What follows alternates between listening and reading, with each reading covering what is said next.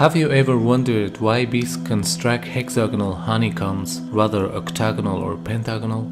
Mathematicians were looking for the answer to this question, and they reached to an interesting conclusion. A hexagon is the most appropriate geometric form for the maximum use of a given area. None of the other shapes fit together perfectly to provide more usable area and consume less amount of wax for construction of a comb. The bee's honeycomb is an amazing piece of engineering, but why have they evolved to produce this hexagonal pattern? Well, actually, they don't have too many choices. If you try to put pentagons together, for example, they just don't fit together nicely, or circles leave lots of little gaps.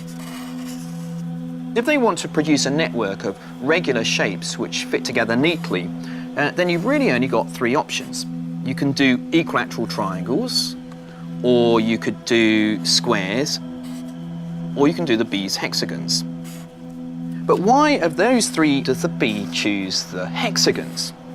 Well, it turns out that the triangles actually use much more wax than any of the other shapes. Squares are a little better, but it's the hexagons which use the least amount of wax.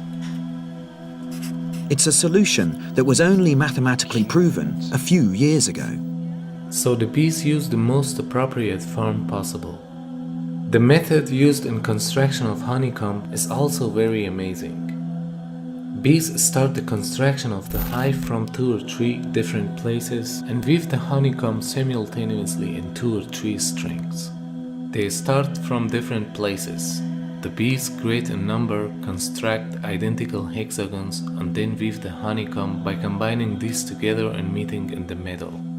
The junction points of the hexagons are assembled so deftly that no defect can be found in the structure of honeycomb. Look at it's perfect. Yeah. Hexagons here. Yeah, it is amazing.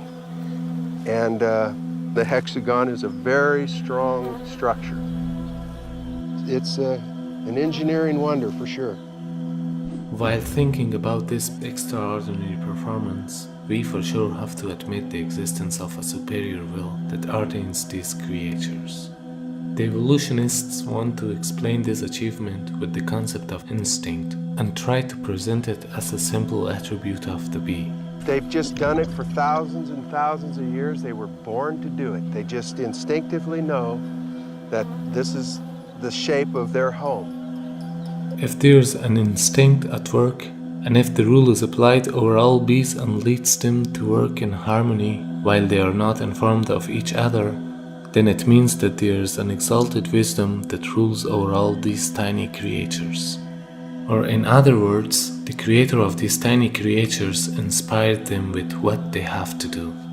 And this fact was declared in Qur'an 14 centuries ago. وَأَوْحَى رَبُّكَ إِلَى النَّحْلِ أَنِ اتَّخِذِي مِنَ الْجِبَالِ بُيُوتًا وَمِنَ الشَّجَرِ وَمِمَّا يَعْرِشُونَ ثُمَّ كُلِي مِن كُلِّ الثَّمَرَاتِ فَاسْلُكِي سُبُلَ رَبِّكِ ذُلُلًا يَخْرُجُ مِن بُطُونِهَا شَرَابٌ مُخْتَلِفٌ أَلْوَانُهُ فِيهِ شِفَاءٌ لِلنَّاسِ إِنَّ فِي ذَلِكَ لَآيَةً لِقَوْمٍ يَتَفَكَّرُونَ. Furthermore, the worker bees, those who gather pollen and make honey, are actually all females. The male bees do not make honey. This was only known recently, however the mentioning verses pointed out to this fact 14 centuries ago. The Arabic words kulli, fasluki and butuniha are all in female forms, whereas the male forms of these words are كل فصلك in بطونهم. So by using the female moods of these words, Allah subhanahu wa ta'ala informs us that the worker bees are the female ones.